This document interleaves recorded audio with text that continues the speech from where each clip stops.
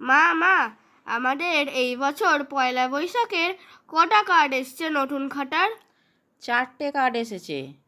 তার মানে 4 প্যাকেট মিষ্টি খাবো, কি মজা! শুধু মিষ্টি নাকি, ক্যালেন্ডারও তো দেবে। মা, বিকেলবেলা আমাকে নতুন ফ্রকটা পরিয়ে আমার চুলটা সুন্দর করে বেঁধে দেবে। আমি বাবার সাথে নতুন খাতা করতে যাব। হ্যাঁ হ্যাঁ, প্রতি বছরের মতো এবারও যাবি। মা মা জানো, আমি 4 গ্লাস রসনার শরবত খেয়েছি, ঠান্ডা ঠান্ডা। আহ, প্রাণটা জুড়িয়ে গেল খেয়ে। অত ঠান্ডা খেয়েছিস? ঠান্ডা লেগে যাবে তো। না না, কিচ্ছু হবে না।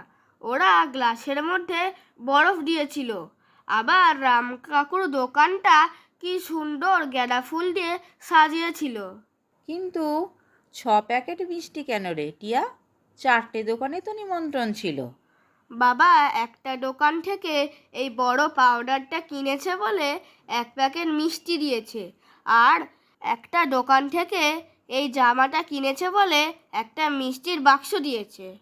ও, তাই বুঝি? ভালোই হলো, 6 বাক্স মিষ্টি হয়ে গেল।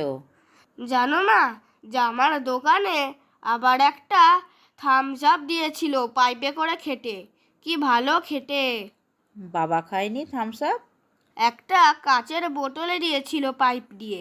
বাবা একটুখানি টেনেই আমাকে দিয়ে দিল। আমি একটুখানি খাবার পর আমার নাক দিয়ে ঝাঁঝ বেরোচ্ছিল।